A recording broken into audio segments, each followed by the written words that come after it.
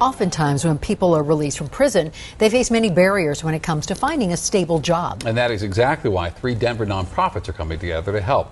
Here's Denver 7's Micah Smith. I just did 26 years in prison. Just a few months after re-entering society, Alan Sudduth is in search of a new job. It's been interesting. I got laid off my job on Juneteenth, but I came down here to opportunities. Sudduth and others sitting around this table just completed prison sentences and are now participating in a 2-day workshop to get job ready. I helped in the clothing closet. I really liked helping the clothing closet.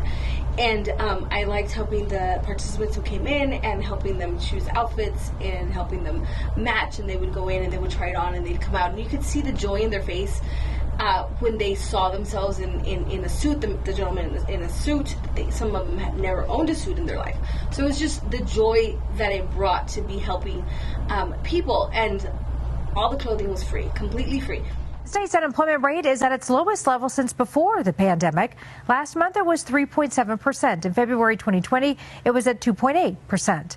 Another highlight, Colorado's labor force improved to its highest level since March of 2020 and now sits at close to 69%. My whole life is pretty much around helping people now, because I know the times when nobody even offered a hand to help me. And welcome back, everyone. The economy is still rebounding from the effects of the pandemic, and job opportunities are steadily rising in Colorado anyway. Our 9 News legal analyst, Whitney Traylor, has been breaking down the employment numbers each week. Whitney, good morning. What do you got for us today?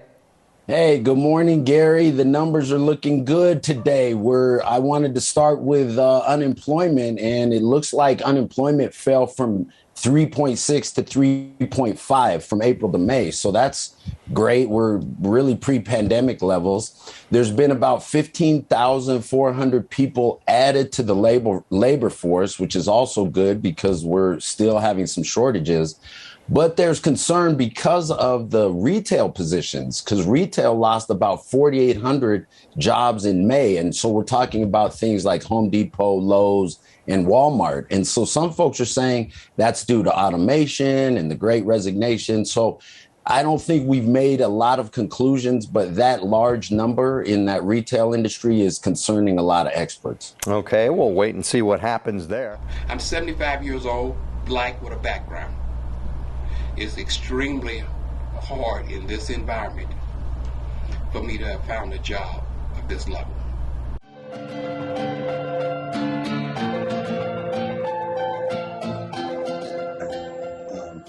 We think that folks should invest in what we're doing because the disparities between marginalized communities and individuals that are not marginalized are vast and large.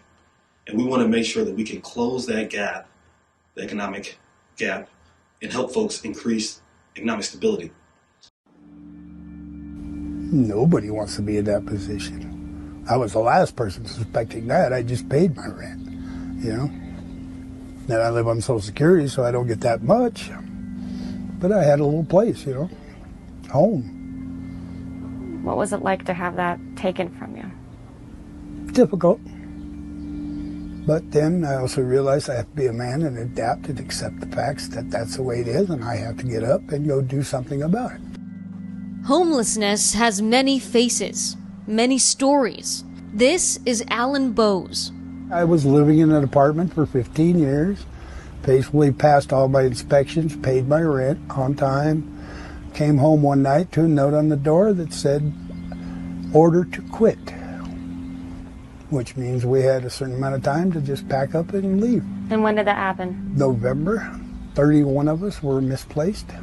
November. So in the middle of the pandemic, you were left without a home? Yes. The loophole was a month-to-month lease.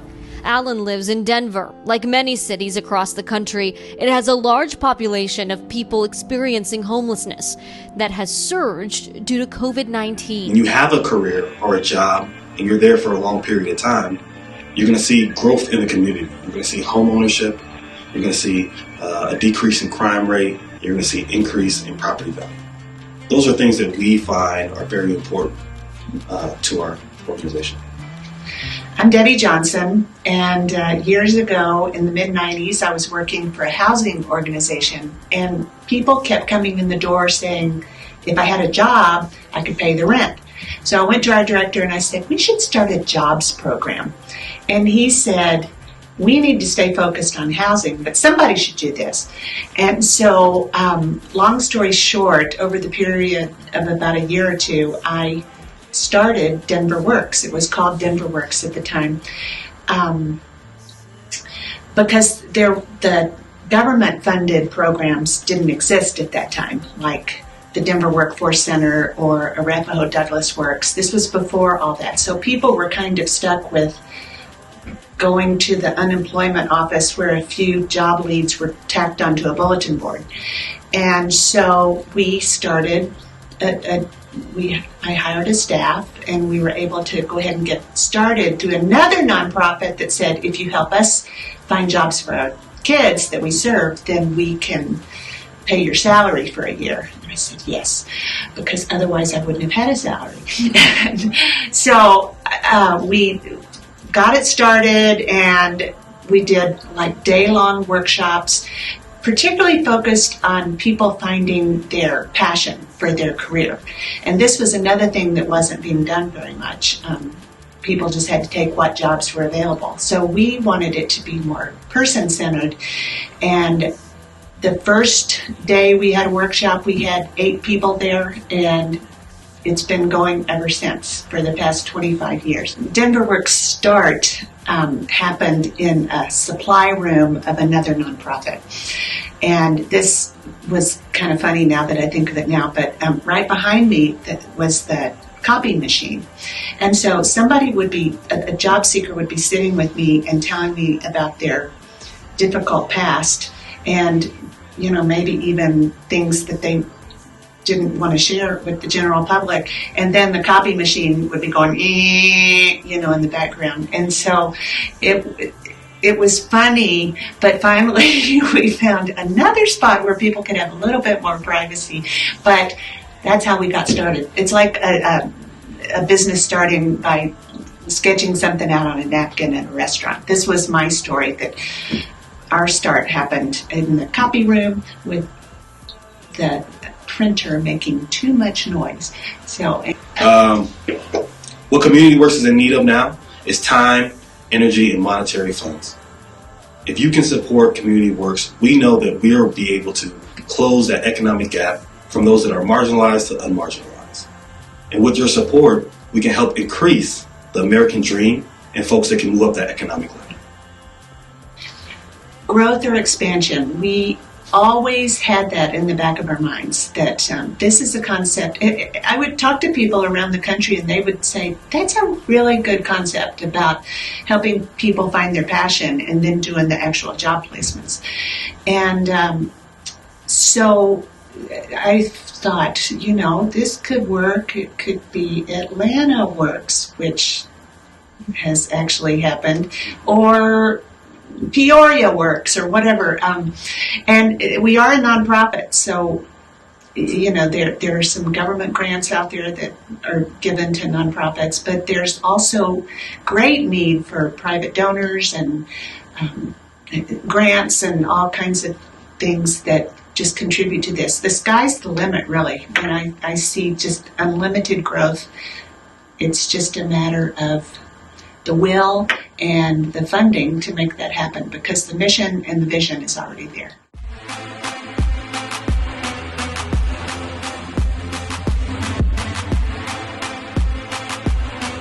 As the number of people experiencing homelessness in Denver goes up, 9 Wants to Know has learned hundreds of people are seeking refuge at the city's airport.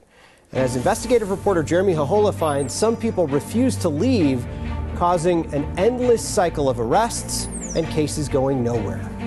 58 million people with tickets traveled through Denver's airport last year. So many people going somewhere. Denver police, what's going on? But some have nowhere to go. Unless you have business here, it's not a shelter here. And end up ticketed for a different trip. Turn around and put your hands on your head. This is Sam. You're not supposed to be here. It's cold. There's nowhere to go. Well, there's shelters downtown. One of hundreds seeking shelter at DIA. You guys don't have to go to shelters. In shelters, there's too many sick people. A sign Denver's struggle with increasing homelessness amid COVID now connects far out to the city's largest tent.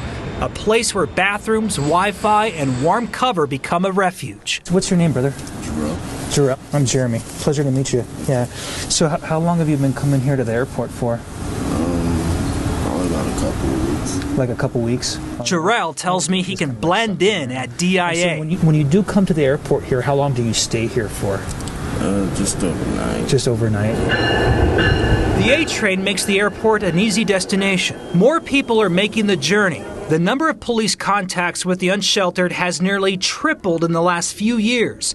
And while most people get a warning, a surprising number aren't deterred by a trip downtown. That doesn't surprise me because it's a safe public space with the amenities that people experiencing homelessness need. What does surprise Kathy Alderman with the Colorado Coalition for the Homeless is how often people are getting arrested for trespassing. I think the cycling of individuals experiencing homelessness through the criminal justice system is absolutely a problem. It is unproductive and it is very expensive for taxpayers. It has become a common trip. Arrive by train, return downtown by squad car. It's a cycle the city just can't stop. Sir, open the door. We don't want to break the window of your car. Take Sam. Last year, police found him sleeping in a car. Hey, what's up, man? What's your name? That's Sam. Yeah. God damn it, Sam.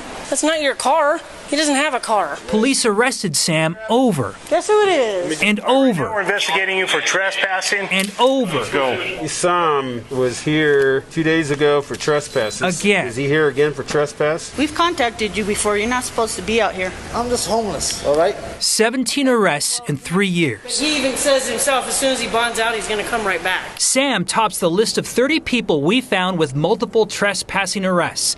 Police say Sam has accosted people. Others have stolen bags. We've seen the same people arrested over and over again. That's obviously not working. It's not working. Denver Chief Paul Pazin says police can't control people who repeatedly refuse help. They don't need to seek this type of shelter at a facility that's not designed as a shelter. Sometimes we have folks that are service resistant. I don't believe there is an innovative program that we have not tried in the city. City Attorney Kristen Bronson says everyone arrested at the airport has been offered help. Obviously, in some of these cases, that's not working. There are some that have been resistant, and despite our efforts to get them either to services or to comply to return back downtown, they've just refused. Does the city need to send more resources to DIA to help deal with this issue? Right now, I think we're able to handle the issue. But not all agree the city's done all it can. Are those resources available here at the airport? We are working to increase the availability of additional resources to help support this issue. There's both a moral and a fiscal imperative to take a different approach. So many people going somewhere, but some come to stay. Is that going to be the status quo? We will continue to try to keep this international transportation hub safe. We will continue to work to address criminal behavior. That is our focus. You're going to jail. A familiar crisis has arrived at the airport. If you come back, you will be arrested again. And for now, it's going nowhere. Every time we see you, you're going to be taken to jail. I spoke to Sam several times off camera. He has been struggling with homelessness for the past 7 years. He has been ordered by the courts into a wellness program. However, that did not stop him from going to DIA again. In 2018, the name DenverWorks had grown itself. We were being compared to the Workforce Center and other programs around the area. So we decided to change the name to CommunityWorks. And we changed the name to CommunityWorks because we felt we've been here longer than a lot of organizations, and that we were rooted in the community, and that's where our heart is, and that's where our values lie. That's a great question. Well, obviously pay matters, and I can just tell you what we're seeing from a GigSmart perspective. I mean, we've seen average hourly rates increase 13% over the last 3 months on our platform as our clients, our business clients, are positioning themselves to attract more talent than everybody else in the market. So we're seeing pay increase. We know that. Yeah, job experts say flexibility is also critical in attracting people to these roles, and the same goes for control. I had retired from the public school system for 27 years. I sat down for a year, didn't do anything. Thought, I need something else to do. I went down to Red Shield Community Center one day, saw a lady sitting there, very pretty, very stately, and I asked her, I said, I need a job like that. And she said, go to AARP. I went down the next day to AARP. I worked there for 4 years, and it's a federally funded program. So after the 4 years were up, then I still needed another job. So I set out for about 6 months, went down to Rehire, and Rehire told me, oh, I got a place for you to go. You can do 24-hour call center. I said, no. They said, you can work from home. I said, no. And they said, well, I got a job for you. There's a young man that is a director of at that time it was CommunityWorks, and he said, I'll call him and set up an appointment. And we did, and that's kind of how I started. They called on a Monday. I interviewed on a Thursday, and the funny part about it was I got a disability with my knee, and I can't do a lot of walking. So I called and I said, may I speak to Robert Andrews, please? And they said, he said, this is he. And I said, well, I'm supposed to have an interview with you at 10 o'clock, but I don't have no place to park. What am I supposed to do? He said, wait, I'll be right there. He said, don't move, I'll be right there. So he came out and parked my car, walked me up. At that time, we were in the back of Denver Rescue Mission, and sat down and had the interview, and right away I knew that was the place for me. He was so very kind, he was soft-spoken, and I could feel the love that he had for the underprivileged. So I said, okay, this is my job, I'm going to be here. And we ended the interview, and I said, baby, would you go please bring my car up, because it was a half a block away. And I said, would you go get my car?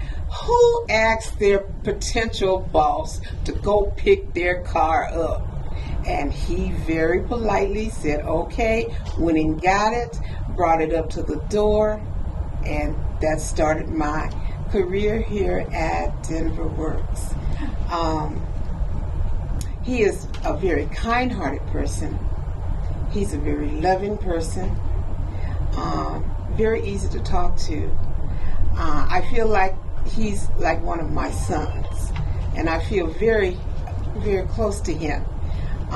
There's not too many people that understands that older sector.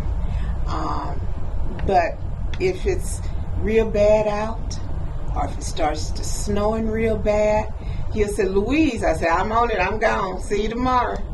Or if I'm not feeling well, I call him and I tell him, Robert, I'm really sick. And he said, don't worry about it. There's not too many young men that understands that older sector like that. And I appreciate him for that. I love him for that. I support his cause. I think he's a young man with an old heart, and that gives credit to his mom. He said he took care of his mother when she was sick, and it shows. It shows. When we first came, there were no instructions as to what to do. So you wrote your own.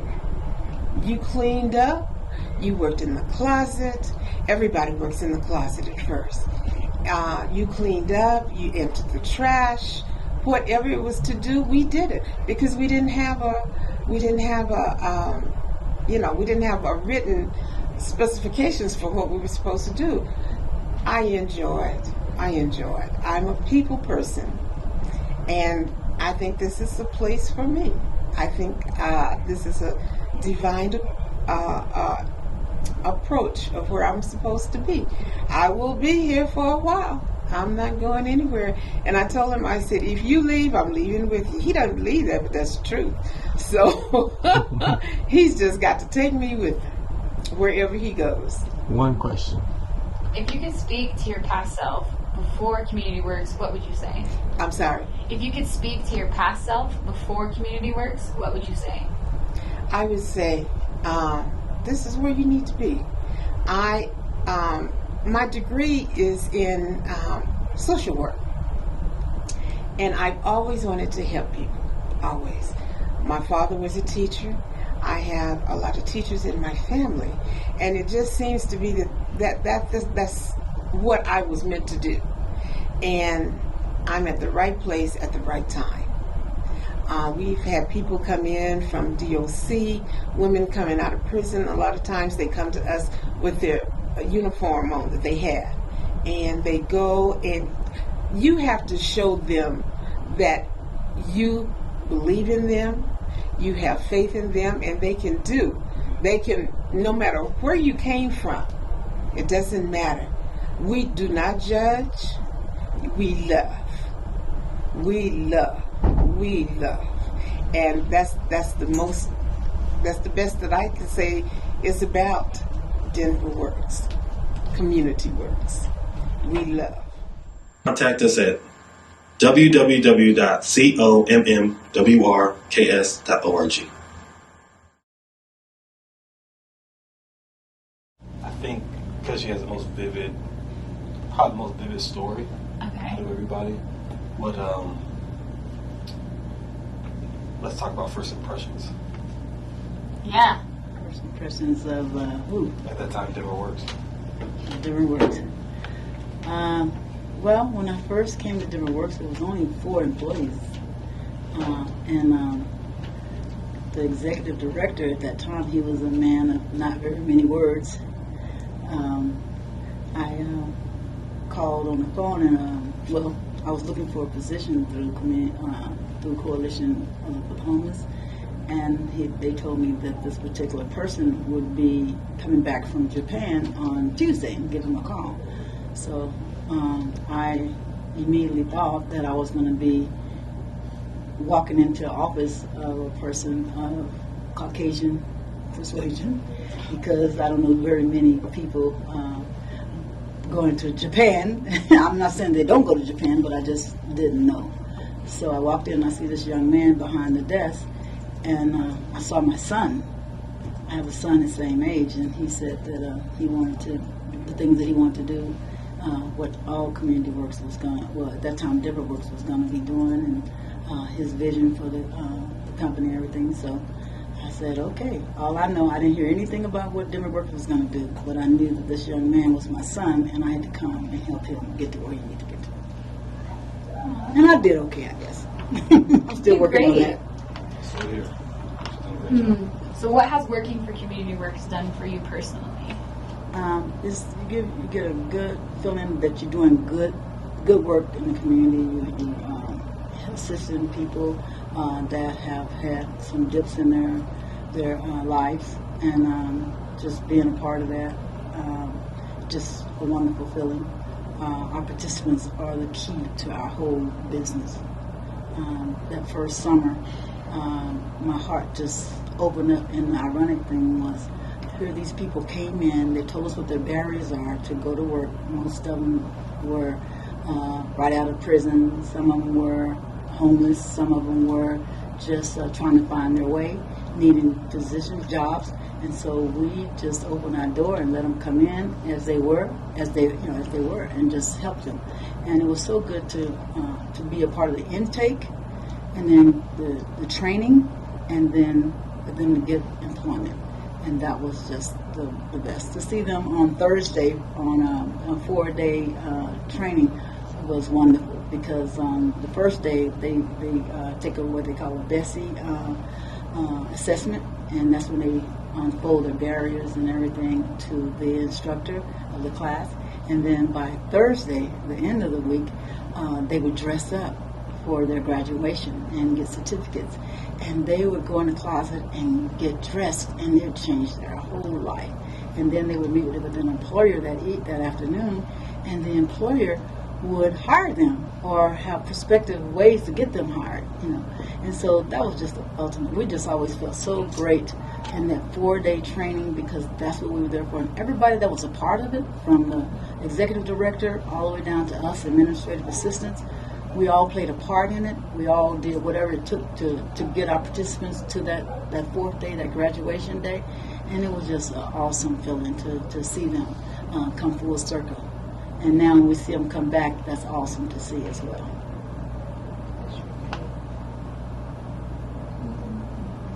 Self-question.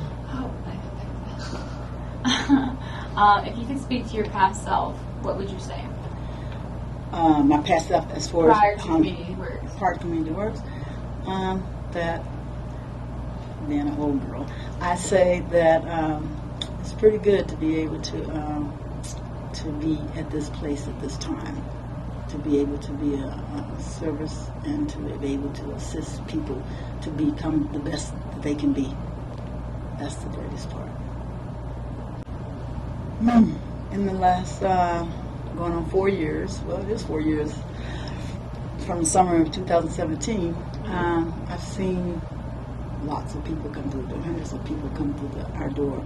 And like we said, at the time, we were just starting out, so we just did a 4-day training class for anywhere from, they would train anywhere from 2 people to 15 people per training day.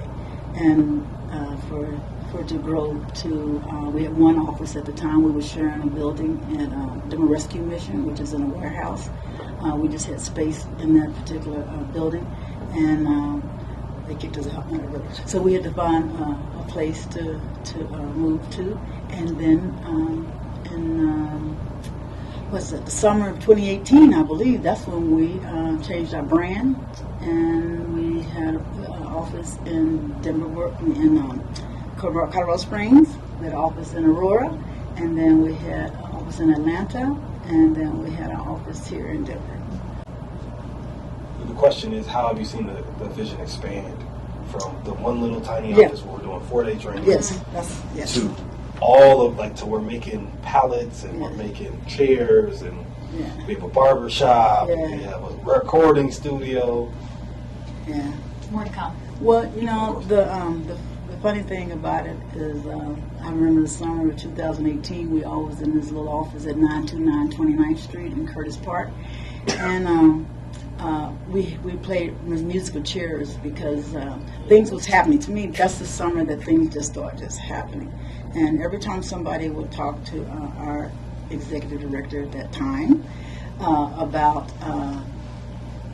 what the participants were saying, hey, we don't have transportation, then Robert would make a way to find them transportation. And then they would go down to jump through all the hoops to try to get their driver's license, because they had lost their driver's license because most of them had been incarcerated, and they lose their license when I didn't know that. And so we had to track down their birth certificates and all that. So then he said, well, you know what? We need to find out how we can start a driving school. So we had an intern that year. Her name was Esley Magana, 16-year-old, and she came in and she had to research how to start a driving school. So we started a driving school so that we can put our participants through the driving school right in-house. Then we bought shuttles and cars that summer too, the funny summer. We bought cars so that we can get our participants to the training and to the job sites. So that summer, someone told Robert about getting shuttles and all that to get our participants. So we acquired those particular items. Then we progressed to moving our classes to add flagger. So flagger certificates became with the Department of Transportation we started offering flagger training, and they can get their flagger certificate within the second day of being a part of our training. So that was the first thing that we did, and then we moved it on up to forklift training, and then we moved it up to construction. We had them pre-apprenticed construction, but now we do actually hands-on, where they're making, like you said, they're making dog houses and sheds and pallets and all kind of things, just actually doing build-outs in buildings and stuff. So we've come a long way, and it's so wonderful to see how far we've gone from 2017.